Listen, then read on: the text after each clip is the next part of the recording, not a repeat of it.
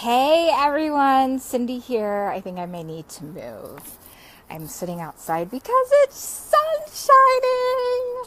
I was just doing a little workout. But I want to be in a spot, I'm sorry you guys, where I can kind of see and you guys can see. So I'm just going to take you with me for uno momento. Okay. My struggle here is, well, I think that's better, but there's a squint. So at any rate, I'll be squinting during this live. Hey, I hope everyone's having a great Monday. It's President's Day, and I know a lot of you are off of work or enjoying the day, so that's great. And today's interview with my friend and colleague Lauren Francis, I want to make sure you guys send me a thumbs up if you could hear that okay, if you got a chance to listen to it. Awesome. Lauren and I talk a lot about, really what to distinguish on a first date, which is something that I've talked to you guys a lot about during this event, and how to, hey Susan, and how to, I don't know if you got a chance to listen to, yay, if you did get a chance to listen to the video, if you could hear it properly, because I did have someone reach out and say that they were having a hard time with the audio. So hopefully you can. If not, then, I'm sorry. We could probably send you guys something else that would actually be really helpful too, as her and I have done a few things together that will actually, what's the word I'm looking for? Complement this event. So there's that. And, a lot of what her and I discuss is really looking at the person as you're getting to know them. Thank you for that. Yeah, just send me a quick heads up would be awesome. You could post it on the comments below. But we talk about, once you move into a first date, and a lot of times people are meeting online, and, some of the things to do. And what I think might be helpful too is to go into some precautions when it comes to actually meeting people online. And I've talked a little bit about this, but I think it's important because, it's easy to be really trusting, or it's easy to, be too defensive too. So there's a really good balance, and there's also an intuitive feel around this kind of thing. So what I found is that, getting a Google phone number, or there's an app called Grasshopper that is also really good, and you can create a phone number and someone can call you there. It'll be forwarded to your number. They can leave you a message there. So it's actually pretty cool. And then you could get a Google Voice number, which is super easy. You can pull that app up if you have a smartphone. And that way, you guys, there's a little bit more security. They don't have your phone number. And, also making sure that, you Google yourself and you figure out what pops up under Google and your name. Hopefully not a police record. No. And I'm kidding, but what pops up, and if your address pops up, because oftentimes it can, sorry, you guys might hear sirens in the background because I just heard some coming by, then you want to make sure that you block your address on Google at any cost possible. So how you want to do that is, yep, I know. And Yeah, so how you want to do that is you just click on that link and you see, okay, my address is showing up. You can contact, I think there are actually white pages that you can contact online still, and you can have your address blocked. A lot of people don't realize this or know it. And just as a woman, having that extra security, it's a really big deal for us to feel safe and secure. And yeah, it can, I mean, even if you have your own business, your business's address can show up on Google. So it's really a good idea to have a P.O. box or something like that. And I'm not saying this to make you guys paranoid or anything like that, but you know, gosh, I think about a year ago, there was, you know, a woman that had, you know, met someone on Tinder and, you know, like he dismembered parts of her body. I mean, it was really bad. And I think that most of you guys have pretty good instincts and intuition, and you can see that, you know, you can feel it if someone feels uncomfortable, or, you know, if you're getting someone that, you know, straight away is, you know, trying to get you to send pictures to them, you might, you know, maybe it's because they're afraid that, you know, they've met other people that they don't look like their pictures, or their pictures were 10 years ago or something along that line. And you just want to really make sure and, you know, say, well, look, I mean, my pictures are recent, so what you see is what you get. You know, here I am. So, you know, you could say something along those lines, and actually talking to someone before you meet them, I would say 90% of the time is a good idea, and here's why.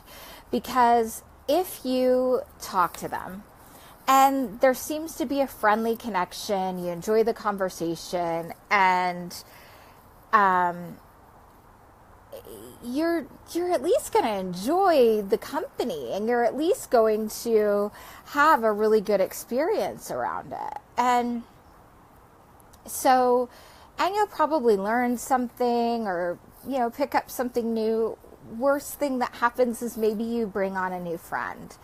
And really, you know, having the attitude in this area of your life that you're meeting new friends, because it takes a while to get to know someone. And when you have that attitude and you hold that true, that, you know, you're not as attached to what the outcome is. You know, I oftentimes will see, and making sure that you meet in a public place. So, and, you know, Lauren and I, in our conversation, we talk about, you know, what to, yeah, I agree. And we were just talking, you know, we're having the safety conversation. So Lauren and I were talking about, you know, what to really look at when, you know, when being on a first date. And yeah, I was talking to somebody else just about this earlier today, and we were talking about, like, let's just say, for example, what usually comes up is, you know, gosh, how's the dating site going for you? Or how's your search? Or what are you looking for? Right? And if you're quiet, a man will be really honest with you, and you've got to believe him and not what you want to see. So, for example, maybe the guy says something along the lines of, yeah,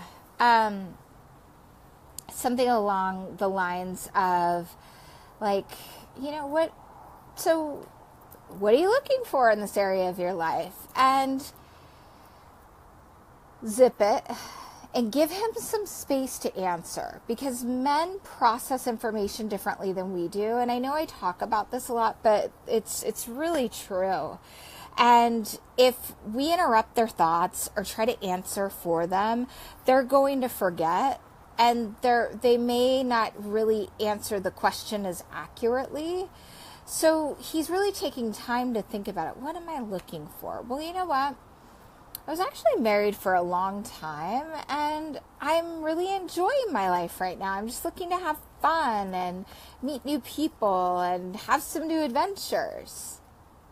Okay? So, ladies, translate it just like that. I'm looking to have fun. I'm looking to have some new adventures.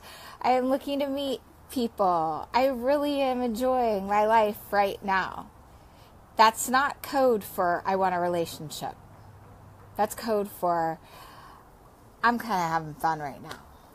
And what is a lot of times and don't answer the same thing back either if that's not what you're looking for. So if he says, well, what are you looking for? Oh yeah, I'm looking to have fun and, get to know people too. And that may be the case, but what maybe you're really looking for a loving, connected partnership. Nothing wrong with that. And don't be afraid to speak your truth. Say, oh, that's great for you. I totally understand that. Maybe you can relate. Maybe you've been there.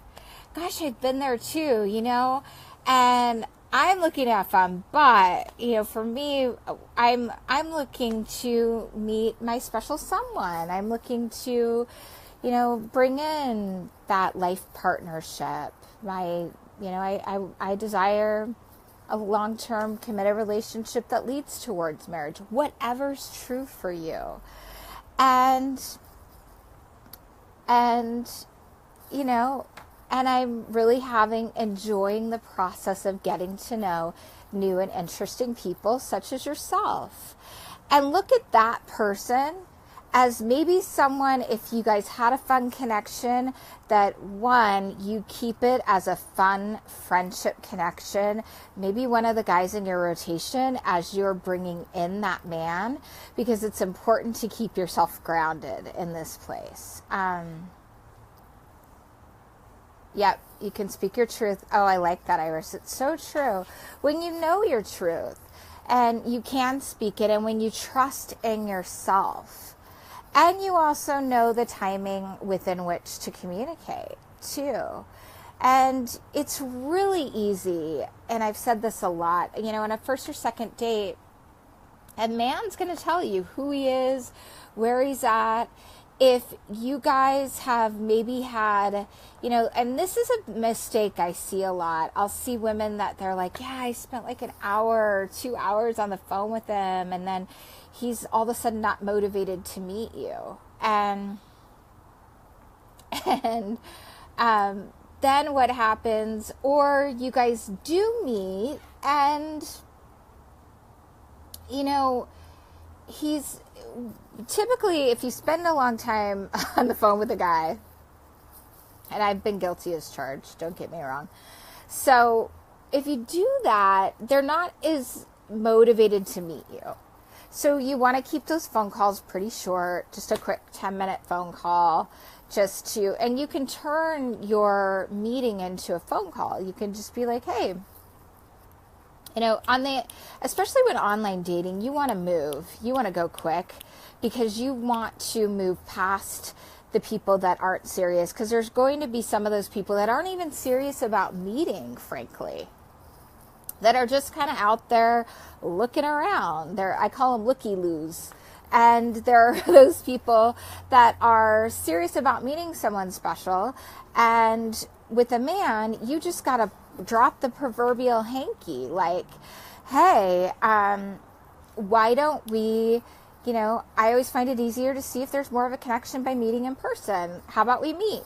Grab a quick cup of coffee or something. He in his mind is going, yeah, great idea. I was thinking the same thing. Good. How about if we hop on the phone for a quick 10-minute call before, while we decide where to meet? And then, yes, you're leading initially, but what happens is you can let him lead afterwards. And as you're getting to know, but on that first date, you guys, that's the key. Like the first and second meeting is like, if a guy says, well, I'm cheating on my wife to take you out on a date. Really lean into it. Does your wife know you're dating? Don't act offended. Just think, this is really interesting. What made you decide to get out there and date? Well, there's da da da da da. And I can understand that. I could see how there's disconnect in marriage. So you understand, people seek to feel, and Lauren and I talk about this in our conversation. People seek to feel understood. Tell me more. So and you find out fairly quick. So you're on a 45-minute meeting, chalk it up as, that was interesting. That's not, and you don't need to say anything to them. You just go about your merry way. Gosh, it was sure nice to meet you. Take care. Thanks for the coffee. Have a great night or a great day. And, figure out a system for yourself. I mean, this is, I say this in the sense that this area is not for the faint of heart. And I know that there are, many of you that are motivated to bring in loving partnership. And potentially, it was because you maybe have been married and really didn't feel that kind of love and connection. And there's a way to really develop a deeper connection with a man. And I promise you it's not through sex. I promise you it's not through being the prettiest woman or looking like a Victoria's Secret model. That may attract some men, but it's your essence of who you are and really being you, and also having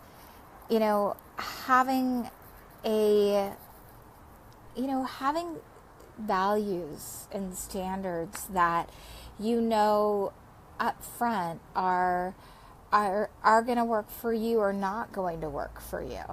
A lot of people ask me, well, what do you think about bringing in a lover while I'm looking for my man? Well, I would say by and large that you can do that. However, this is what I see more often than not with women that are really serious about bringing in their man. It holds them back from fully investing in that because, frankly, you've got a bit of a safe place to land. You have a safety like a safety, you know what I'm saying, right? You have safety in that person, even though you may have an agreement with them.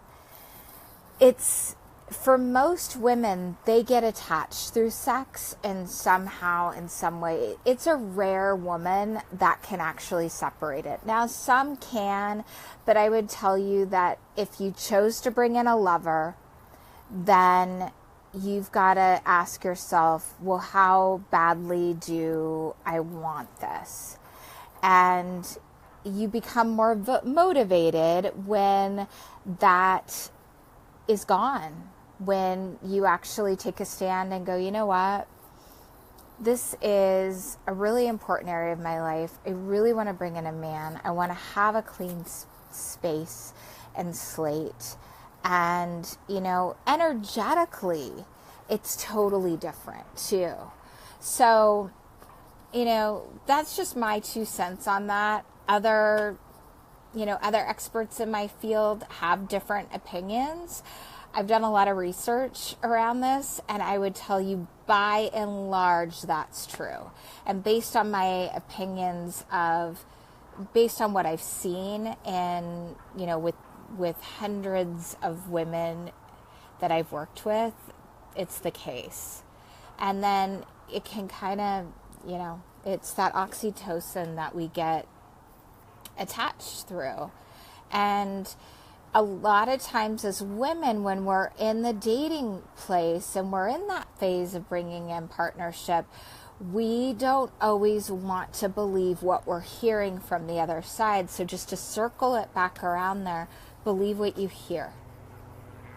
And, you know, men in relationships are really, they're pretty transparent and honest. And it's women that will sometimes, what I call, play games or try to control, or we get triggered and then we might try to hold things in that upset us, and then all of a sudden, like, one little thing happens and then boom, we're just like smoke's coming out of our ears instead of actually expressing ourselves.